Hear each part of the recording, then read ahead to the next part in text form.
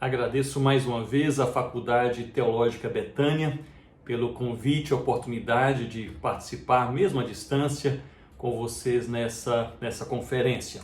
Eu gostaria de pensar em um aspecto específico que se refere aos fundamentos sobre os quais nós cumprimos a missão. Eu tenho percebido que em meio a situações críticas, situações desafiadoras, torna-se especialmente importante relembrarmos os fundamentos sobre os quais atuamos, ou em outras palavras, por que fazemos o que fazemos? Inicialmente gostaria de mencionar que a Igreja do Senhor Jesus, ela é por natureza uma comunidade de fé chamada por Deus a conciliar simultaneamente dois movimentos. O primeiro movimento é de refúgio, guardando a sua fé, guardando o seu coração. E o segundo movimento é de intervenção, expondo-se ao mundo para influenciar os povos e culturas com o Evangelho do Senhor Jesus. Portanto, uma igreja que deve, por um lado, cuidar de si, dos seus, do seu próprio coração, uma igreja que precisa e deve ser pastoreada, fortalecida, e ao mesmo tempo essa igreja deve sair e influenciar e chamar homens e mulheres a conhecerem, amarem e seguirem o Senhor Jesus. Um teólogo antigo holandês chamado Gisbertus Voetius, do século XVII, conhecido como o primeiro missiólogo protestante, ele escreveu e pregou a respeito da natureza e da missão da igreja em diversos livros e o fez também diversas preleções. E ele conceituava a igreja utilizando uma expressão em latim, vocatio et missio, que significa literalmente chamada e enviada. Ele cria que a igreja ela era chamada por Deus para a salvação e simultaneamente, no mesmo movimento, enviada por Deus para a missão. Chamada e enviada, refúgio e intervenção, edificação e missão. Nós somos um povo que, à semelhança de Abraão em Gênesis 12, foi abençoado por Deus, recebendo logo depois uma ordem, sê tu uma bênção.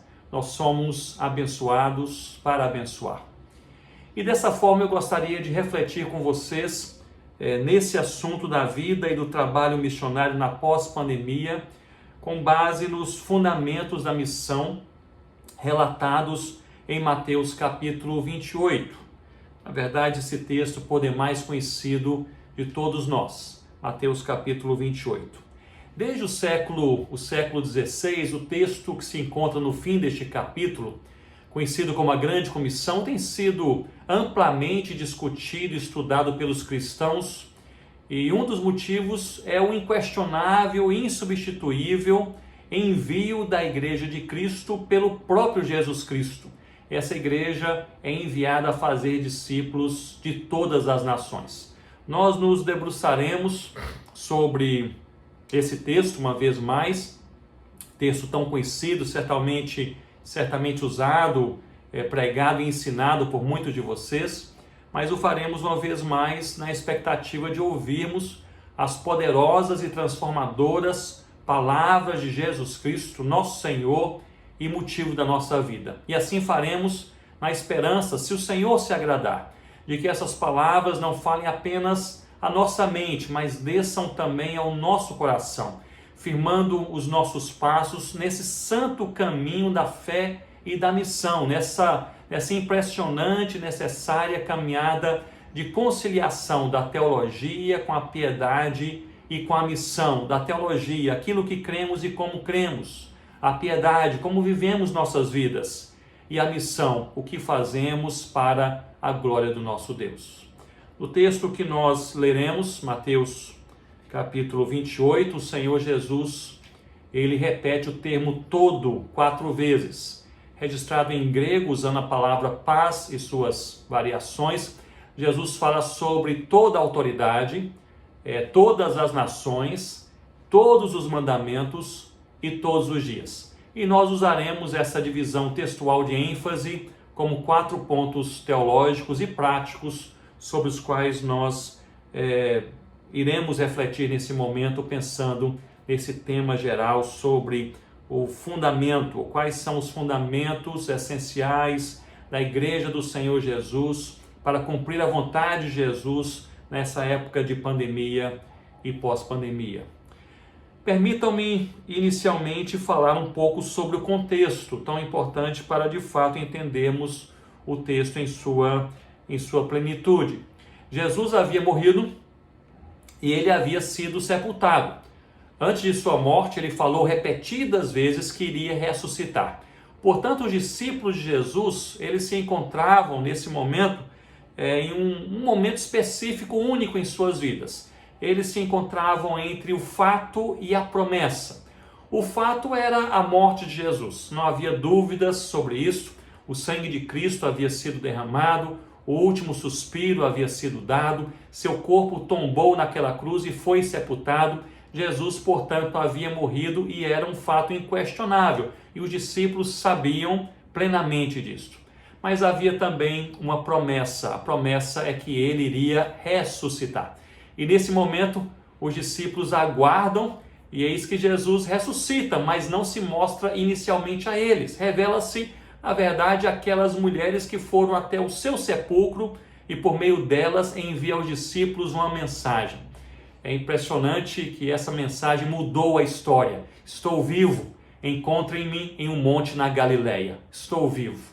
Eu imagino aquelas mulheres maravilhadas pelo encontro com o Senhor Jesus, levando essa mensagem aos discípulos. E os discípulos a recebem. E neste momento, portanto, encontram-se entre o fato, Jesus morreu, e a promessa, ele ressuscitou. Eles seguiram para Galileia, o ponto de encontro determinado pelo próprio Senhor Jesus. Mas eles não eram, como muitas vezes são pintados, como homens fortes e cheios de determinação. Ao contrário, nesse momento, eram homens frágeis, temerosos pela própria vida e também com dúvidas em seus corações. E são a esses que Jesus entrega a grande comissão de fazerem discípulos entre todas as nações. A coragem e a intrepidez, elas viriam apenas mais tarde no Pentecoste, mas neste momento os discípulos estavam foragidos e enfraquecidos. Isso nos lembra que Deus ele não chama apenas os prontos e os fortes, ao contrário, ele parece chamar os improváveis e os fracos e os fortalece na caminhada. Portanto, leiamos o texto que se encontra no Evangelho segundo Mateus, capítulo 28, versos 16 a 20, diz assim a palavra do Senhor. Seguiram os 11 discípulos para Galileia, para o monte que Jesus lhes designara. E quando viram, o adoraram, mas alguns duvidaram. Jesus, aproximando-se, falou-lhes dizendo: toda autoridade me foi dada no céu e na terra. Ide, portanto, e fazei discípulos de todas as nações, batizando-os em nome do Pai, do Filho e do Espírito Santo, ensinando-os a guardar todas as coisas que vos tenho ordenado. E eis que estou convosco todos os dias até a consumação do século. Toda autoridade me foi dada, verso 18. O primeiro fundamento da missão é justamente este, é a autoridade do Senhor Jesus. Esse é um dos mais importantes fundamentos da missão, pois ele estabelece, esclarece de onde vem a força da missão. Não vem da igreja, de suas habilidades, de seus recursos humanos, seus recursos financeiros, não vem dos pregadores ou missionários, ou de qualquer eloquência ou capacidade comunicacional, não vem de pastores e líderes, da capacidade agregadora e pastoral, mas vem do próprio Senhor da igreja, o Senhor Jesus Cristo. A autoridade foi dada a Jesus, não foi alguma autoridade, ou autoridade sobre alguma coisa, ou para algumas coisas, mas toda a autoridade. A missão, portanto, ela é cristocêntrica e fundamentada na autoridade de Jesus. Esse que é rei e servo, profeta e mensagem, sacerdote e sacrifício, leão e cordeiro, senhor de todos e salvador de todo aquele que crê. É na autoridade de Jesus Cristo que a mensagem de Cristo deve ser proclamada em toda a terra. A palavra grega usada aqui para autoridade é exousia, que é o poder derivado de uma função, de uma posição e às vezes até mesmo de uma família, da própria família. É um poder derivado, digamos, da própria identidade. Isso nos faz lembrar de Paulo escrevendo aos Romanos no capítulo 1, manifestando que Jesus é o próprio Evangelho, nos versos 1 a 5, e logo mais adiante no verso 16, ele diz que o Evangelho é o poder de Deus. Em outras palavras, a autoridade que temos para proclamar a Cristo vem do próprio Cristo, quem Ele é. Porque Jesus é quem Ele é, e porque Ele tem a autoridade que Ele tem, somos enviados a proclamar o seu nome por toda a terra. É interessante que a teologia bíblica sobre autoridade espiritual explica que a igreja é revestida de autoridade na autoridade de Cristo.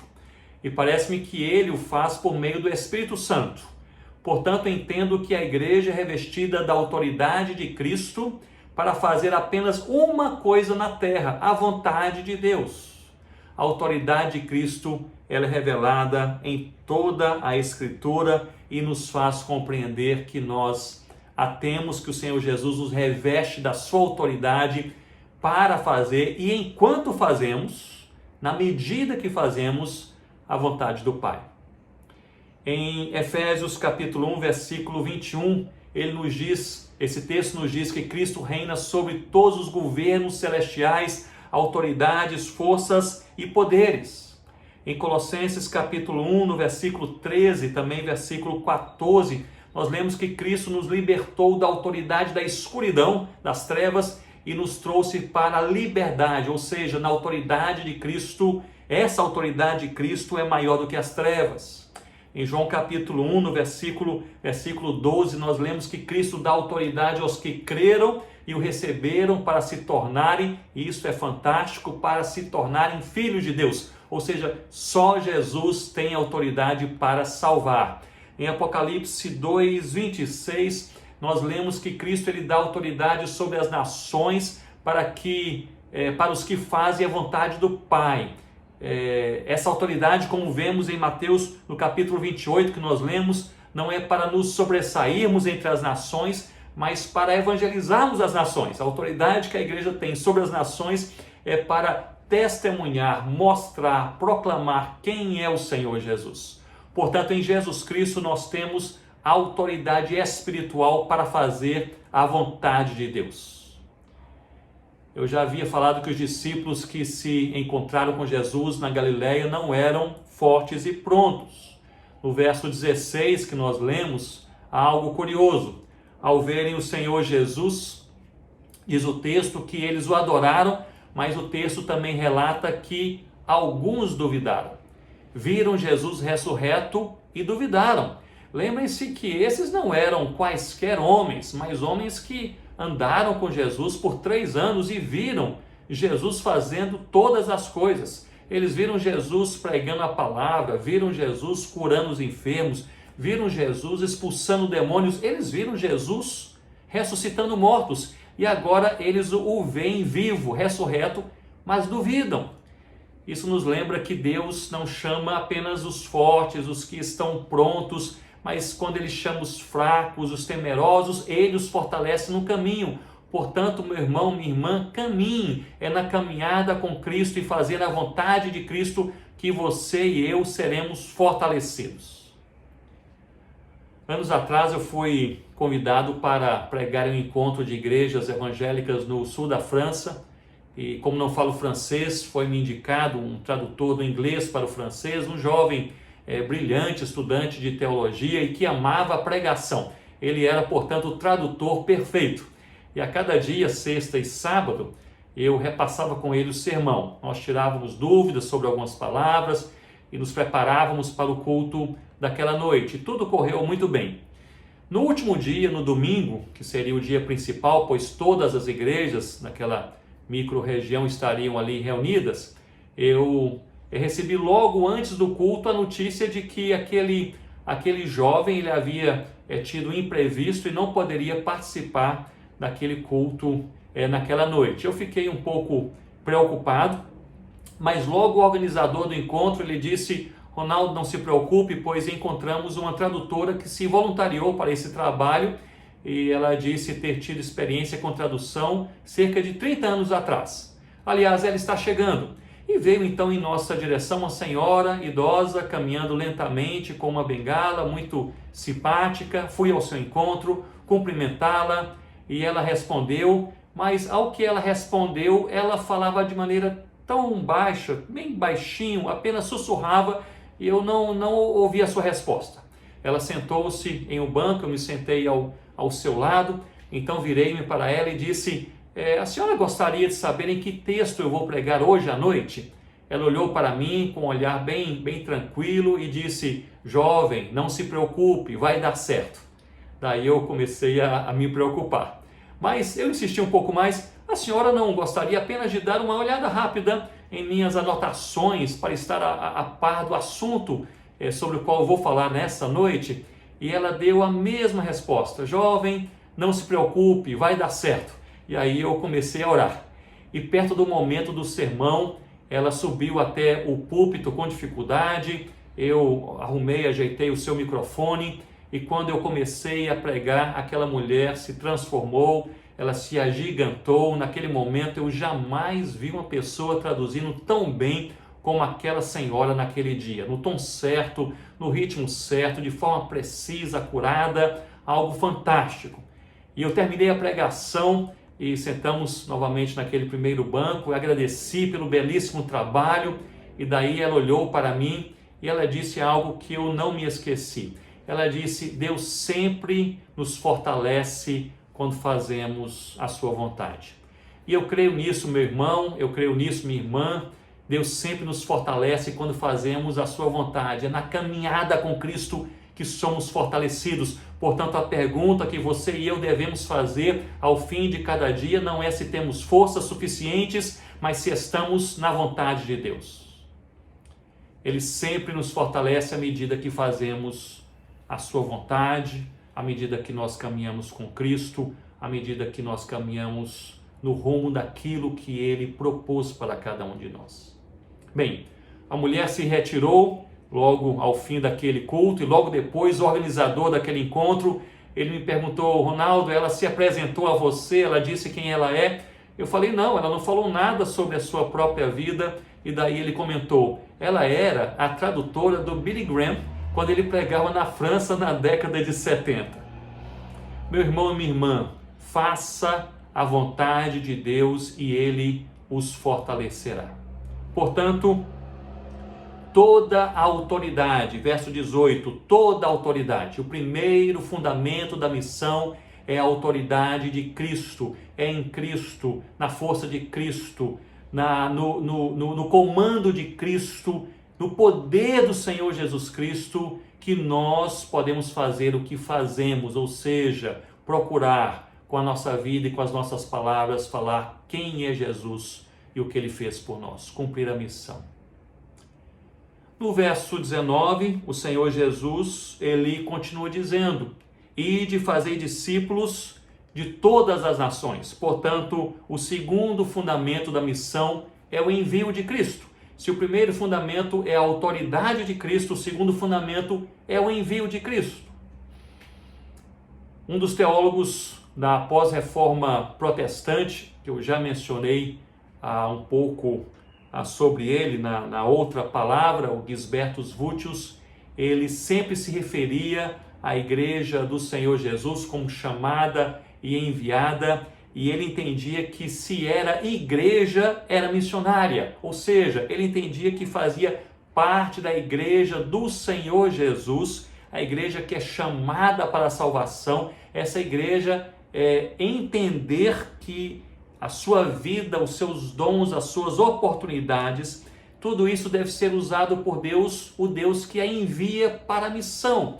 Portanto, cada um de nós possui uma agenda, possui um roteiro, possui um dom e um talento, possui uma oportunidade, possui uma caminhada com quem você se encontrará nessa semana. Eu não me encontrarei, as pessoas com as quais eu vou conversar, você não vai conversar. Portanto, cada um de nós possui um roteiro claro em nossa vida, durante o tempo que Deus nos dá aqui nessa terra. E essa é a oportunidade para nós fazermos a vontade de Deus e cumprirmos a missão. Isso me faz lembrar de Romanos capítulo 1, versículo 5, em que Paulo nos diz que receberemos graça e apostolado. Eu entendo que ele se refere à igreja, que essa igreja de Cristo recebe graça para a salvação e apostolado para a missão. Nós somos chamados e enviados ao mesmo tempo. Essa é a nossa natureza. Se somos igreja, devemos ser fatalmente missionários. Uma igreja que olha para perto e olha para longe ao mesmo tempo. Uma igreja que se envolve com os povos não alcançados, mas também atenta para passar o ensino da fé cristã para os seus próprios filhos. Uma igreja que atravessa a rua e que atravessa o mar, os rios, as matas, as cidades, para declarar de maneira clara e forte que Jesus Cristo é o Senhor. É interessante que a tradução do ide, fazei discípulos tem sido motivo de debate entre tradutores da palavra de Deus. Aqui uma questão exegética importante. Ide é tradução da expressão grega poreitentes, de poreiomai, que é um particípio auristo com voz passiva. Se traduzido separadamente, absorveria o conceito de passividade e também de continuidade, algo como onde quer que vá, ou indo, ou ainda à medida que se vá. Já fazer discípulos é tradução de mateitentes, de mateteio, um verbo imperativo com voz ativa, e separadamente já daria o conceito de ordenança, faça discípulos. Mas a ocorrência de um particípio auristo, mesmo com voz passiva, no mesmo movimento de um imperativo, empresta ênfase imperativa ao primeiro. É chamado, portanto, de duplo imperativo ou de imperativo abrangente. E por isso a maioria dos tradutores escolhe o ide e fazei discípulos, que descreve de forma mais acurada, mais precisa, a ordem conjugada no texto. É importante, porém, ressaltar que nessa construção, o que justifica o ir, ou seja, a viagem, o movimento, não é a própria viagem, não é o próprio movimento, mas o seu propósito, que é fazer discípulos. Essa construção pode ser usada no grego moderno para frases como saia e pegue um táxi. Se você não sair, você não pegará um táxi. Por outro lado, se você sair, só o sair não faz com que você cumpra o propósito de pegar o táxi. Assim eu entendo que a missão da igreja ela é imperativa. É preciso ir por todas as tribos, todas as línguas, os povos e as nações. É preciso ir, e é preciso ir com um propósito de fazer discípulos entre eles. Discípulos não nossos, não discípulos da nossa igreja, não discípulos dos nossos líderes, mas discípulos do Senhor Jesus. O fato por trás desse envio é que Deus, isso é seríssimo, Deus deseja ser conhecido e adorado entre todos os povos da terra. Por isso a igreja é enviada. A motivação mais profunda para o envio da igreja é o próprio Deus e a glória de Deus. E poderíamos levantar aqui a seguinte pergunta: a quem essa comissão foi dada? Primeiro, os reformadores e principais teólogos, eles concordam que essa grande comissão não se restringe aos apóstolos no primeiro século, mas abrange toda a igreja de Cristo em todas as gerações até que o Senhor Jesus venha. Segundo, a teologia paulina é clara em nos falar que essa missão não é privilégio dos líderes da igreja de Cristo, mas de toda a igreja. Todos os salvos em Cristo são chamados por Deus. Segundo o apóstolo Paulo, para pelo menos 7 práticas cristãs, que eu já mencionei na outra palestra: a palavra, a adoração, a oração, a comunhão, a santidade, as boas obras e a evangelização. E nós podemos lançar mão das palavras de Pedro em 1 Pedro 2,9, dizendo a toda a igreja de Cristo que vós, porém, sois raça eleita, sacerdócio real, nação santa, povo de propriedade exclusiva de Deus, a fim, ou seja, com um propósito, com uma missão, a fim de proclamardes as virtudes daquele que vos chamou das trevas para a sua maravilhosa luz. Essa é parte de uma verdade completa. Todos os salvos em Cristo são chamados por Deus. Por outro lado, em meio a todos, ele também chama alguns, como nós já mencionamos e citamos Efésios no capítulo 4, no versículo 11. No meio de toda a igreja, ele chama alguns para serem apóstolos, profetas, evangelistas e pastores mestres. E ele chama alguns dentre todos, não para serem maiores, mas para serem, na verdade, menores.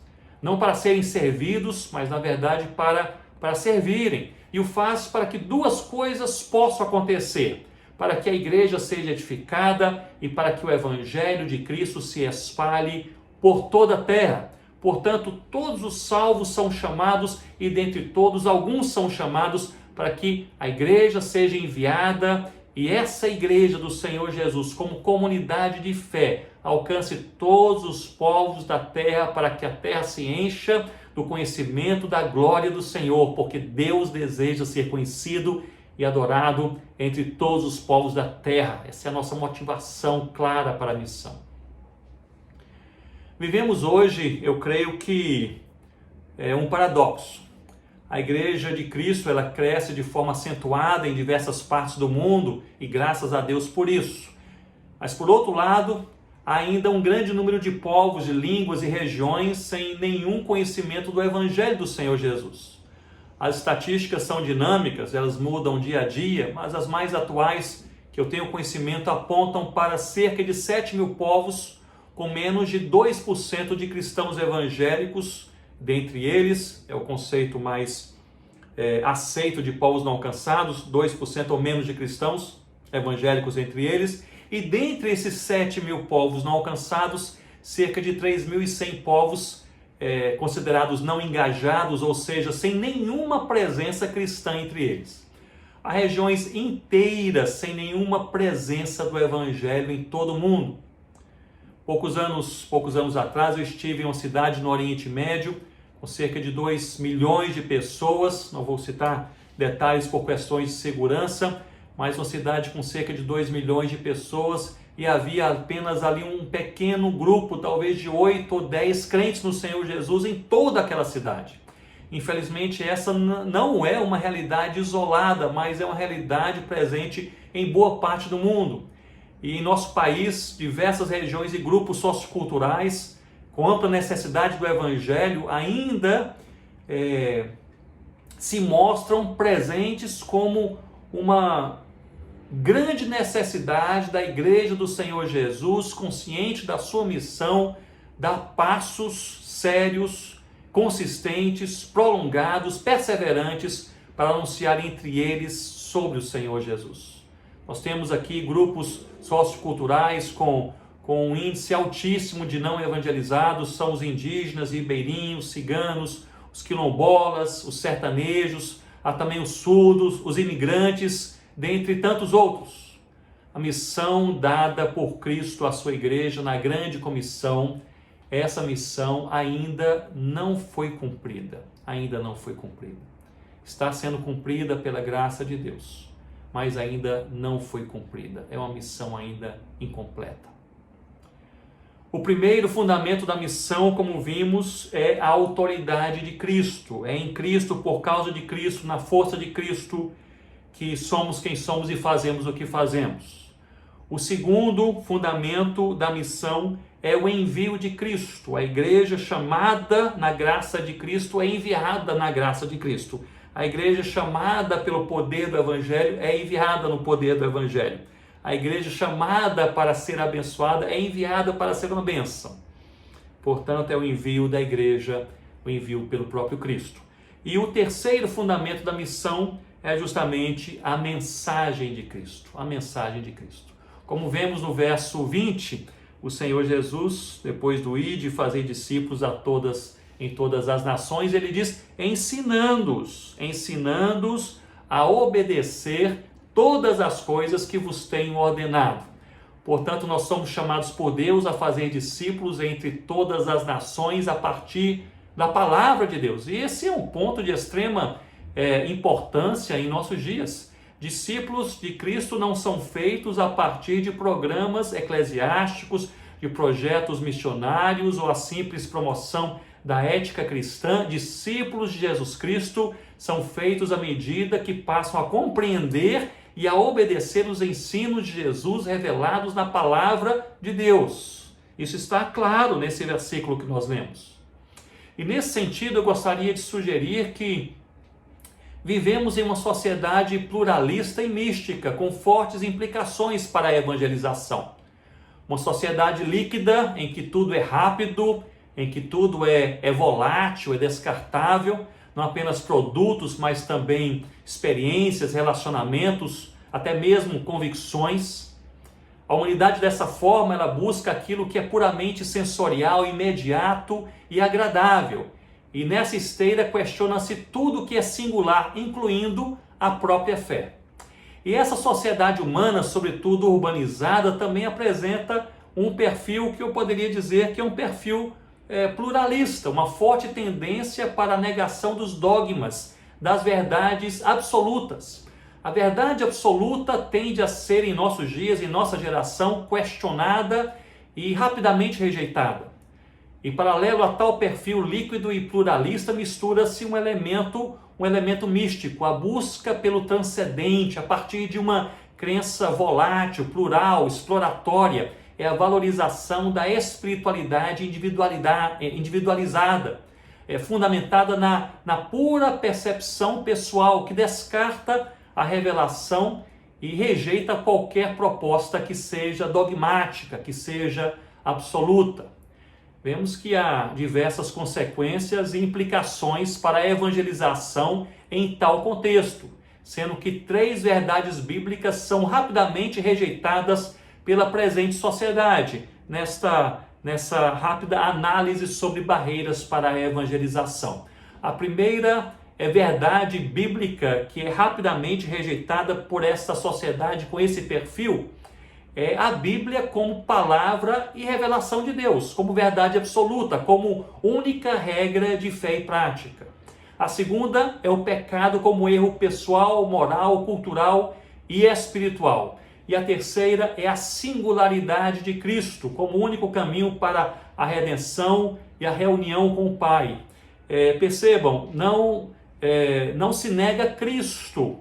Jesus Cristo é visto como um bom caminho, mesmo para, se você evangelizar um europeu no seu país natal e falar com ele ou com ela sobre o Senhor Jesus, mesmo sendo ele ou ela um ateu em um contexto pós-cristão, ele vai falar muito bem, é verdade, essa verdade sobre Jesus é uma boa verdade para você, dentre muitas verdades. O que a sociedade atual nega, rejeita, não é Cristo, mas a singularidade de Cristo, é a mensagem de que Cristo é o único caminho, é a única verdade, é a única vida.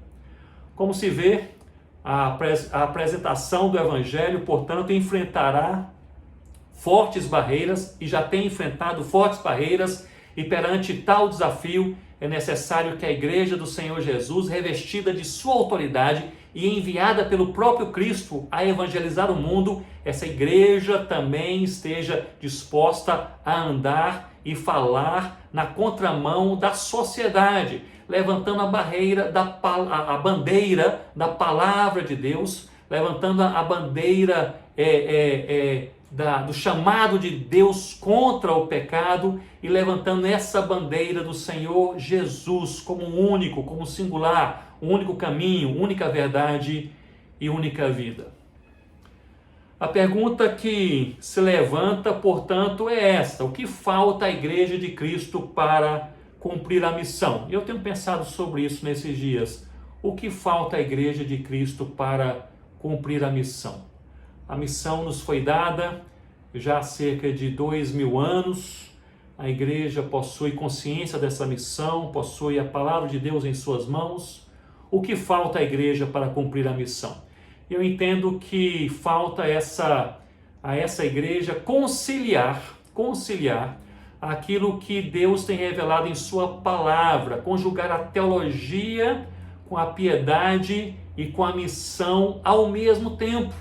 Nós vivemos uma geração de igrejas polarizadas, igrejas com boa teologia, bom púlpito, boa pregação, mas igrejas que não são muitas vezes piedosas, não têm testemunho de vida, não aplicam a verdade ouvida na sua caminhada prática, famílias partidas, casamentos destruídos, mau testemunho no trabalho. Mas nós temos outras igrejas com muita piedade, coração, possuem um estilo de vida compatível com a sua fé e muitas vezes com uma boa teologia, mas igrejas que não abraçam a missão, igrejas que apenas pensam no seu próprio fortalecimento pessoal e espiritual dos seus, dentro das suas quatro paredes, mas uma igreja que nem atravessa a rua, quanto mais atravessa o mundo para falar do Senhor Jesus. Portanto, vivemos uma geração de igrejas polarizadas. E eu creio que o chamado bíblico, o chamado da palavra de Deus, é para uma igreja que possa conciliar, que possa conjugar ao mesmo tempo uma boa teologia. Nós sabemos em que cremos, sabemos como cremos, segundo a palavra de Deus, a teologia conciliada, conjugada com a piedade. Portanto, nós desejamos intensamente que a nossa fé seja traduzida em nossa vida diária, a maneira como nós vivemos, como falamos, como olhamos, como fazemos negócios, como fazemos amigos, como caminhamos, como estudamos, como desenvolvemos as conversas nas redes sociais. Teologia, piedade, e uma teologia e piedade que desembocam sempre na missão. Aí nós percebemos que somos chamados por Deus para sermos luz que brilha e para sermos sal que salga, para fazermos diferença perto e longe ao mesmo tempo. Corações sinceramente quebrantados, fundamentados na palavra de Deus, apresentados com sinceridade a Deus em busca da glória de Deus. Portanto, que o Senhor nos ajude a sermos esses filhos, essa igreja, com boa teologia, com profunda piedade, com compromisso com a missão. Portanto, o primeiro fundamento que vimos foi a autoridade de Cristo no verso 18. O segundo foi o envio de Cristo, logo no verso 19. O terceiro foi a mensagem de Cristo, ainda também no verso 19. E finalmente o quarto fundamento da missão, eu creio que se encontra no verso 20, que é a segurança em Cristo. Observem, meus irmãos e irmãs, que a missão dada pelo Senhor Jesus até esse momento era uma missão fatalmente impossível. Como fazer discípulos entre todas as nações, batizando-os e ensinando-os? Como multiplicar um grupo tão pequeno de cristãos em milhões ou bilhões? Como entrar, ser aceito e se comunicar com palavras e vida sobre Jesus vivo entre todos os povos, em todas as línguas, tribos e nações? E como fazer isso em meio à perseguição, em meio à oposição e todo tipo de discriminação? E ainda, como fazer isso tendo também o próprio império das trevas contra nós? Era simplesmente uma missão impossível, não fosse essa última frase. Essa última frase muda tudo, torna o impossível possível, torna os perseguidos em valentes, torna os desprezados em testemunhas de vida. A frase, na verdade, é uma promessa. Eu gostaria de fazer esse destaque. A frase, na verdade, é uma promessa. Até o momento Jesus deu ordens, mas aqui ele faz uma promessa. Ele diz: e eis que estarei convosco todos os dias até a consumação dos séculos. Isso muda tudo. Você e eu não sabemos o que irá acontecer em 5 minutos ou em 5 anos, mas uma coisa nós sabemos que nós não estaremos sozinhos nem um segundo em nossas vidas, pois o eterno Salvador e Senhor sobre todas as coisas, Ele está conosco todos os dias, todos os dias. Observe comigo com atenção, Jesus não promete à sua igreja ausência de sofrimento, não promete à sua igreja muitas riquezas, não promete à sua igreja poder político. Ele promete à sua igreja apenas uma coisa, que é a sua presença. A sua presença. Independente dos gigantes que nos rodeiam, das tentações e adversidades a cada dia, meu irmão e minha irmã, Jesus está conosco e a sua presença é suficiente para produzir paz, para renovar o ânimo e nos fortalecer na caminhada ao sermos sal da terra e luz do mundo. Há diversas implicações quando pensamos nessa promessa, e bem sabemos que em certa extensão ele se refere ao envio do Espírito Santo sobre a igreja. Uma primeira implicação da eterna e inalterável presença de Cristo com a sua igreja é a paz. Ele deseja não apenas que vivamos a vida cristã e cumpramos a missão, mas que o façamos em paz.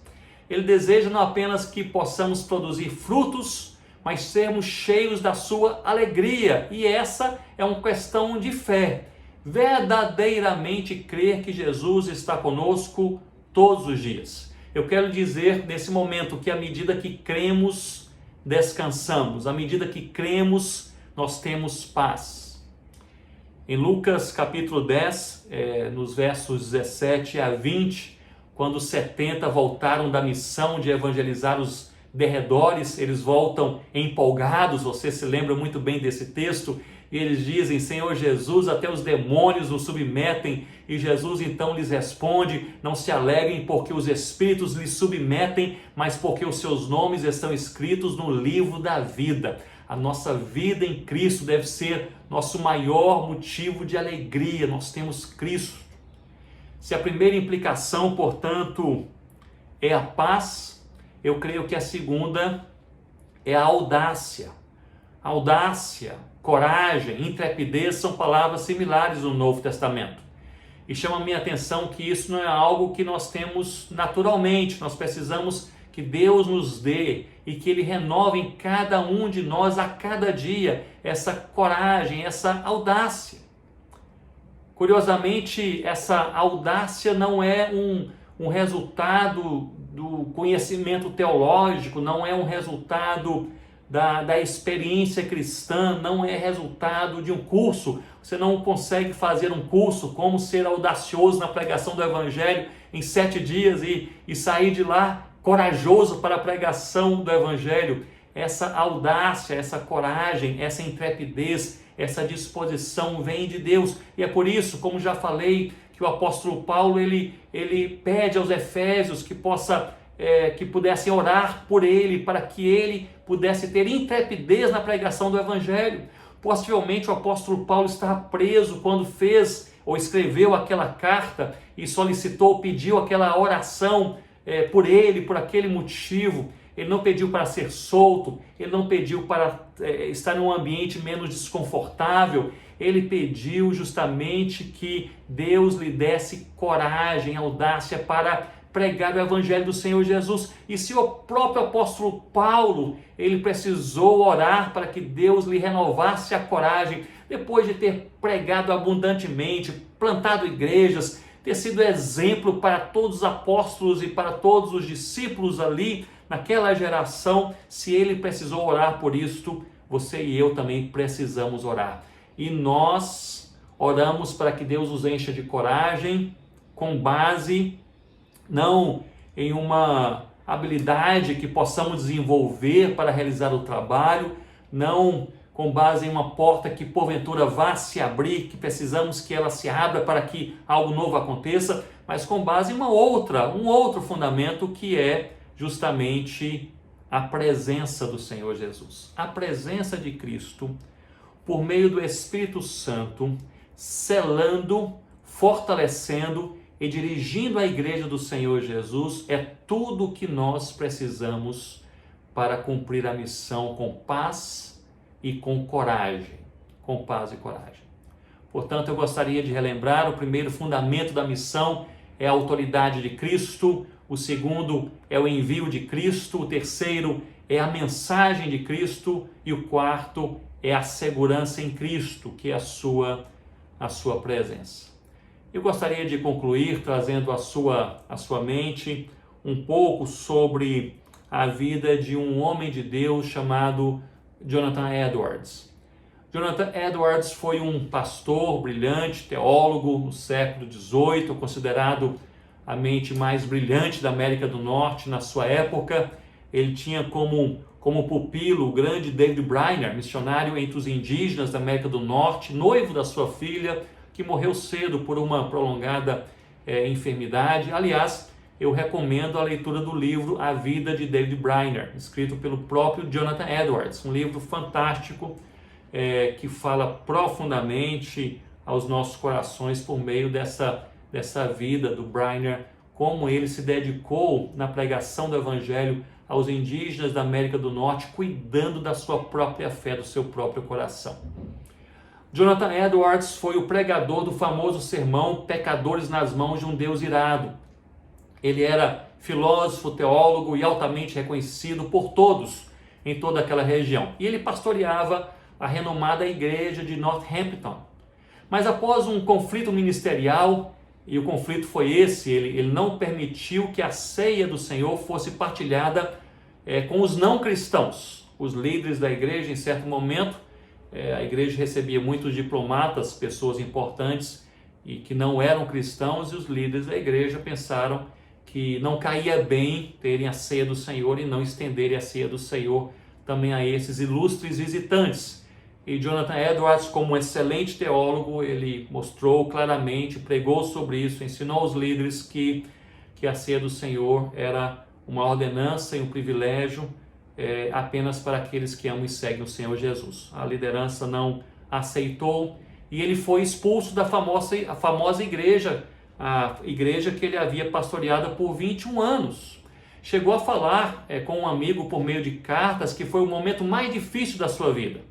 Não houve lugar para ele em outras igrejas, levando-o a ocupar uma posição que ninguém desejava naquele momento, que era pastorear uma igreja indígena entre os moicanos, o que ele fez por 7 anos. Ele escreveu uma carta a um amigo dizendo, naquela fase, aquela transição, saindo da grande e famosa igreja de Northampton e se dirigindo à pequena e rejeitada naquela época a congregação entre os moicanos, ele escreveu uma carta a um amigo chegado dizendo: eu estou velho e meu ministério acabou. Um detalhe, ele tinha apenas 46 anos de idade, mas certamente ele assim se sentia. Isso foi visto pela comunidade de ministros evangélicos como um exílio, uma punição, e um dos ministros mais conhecidos da época chegou a falar publicamente em uma reunião: caiu o gigante da América, referindo-se a Jonathan Edwards. É interessante que nós podemos pensar Jonathan Edwards passando possivelmente por um período até mesmo de depressão, naquele momento da sua vida, com as incertezas do ministério, deixando uma igreja que ele não queria deixar, iniciando um ministério em um local que ele não queria ali morar. Ele passa, portanto, por uma provação grande na sua vida, mas ele entrega os seus dias ao Senhor. E ali nós vemos na sua biografia que ele coloca aqueles seus dias perante o Senhor com uma convicção poderosa em seu coração, uma convicção teológica e prática que era a presença do Senhor Jesus.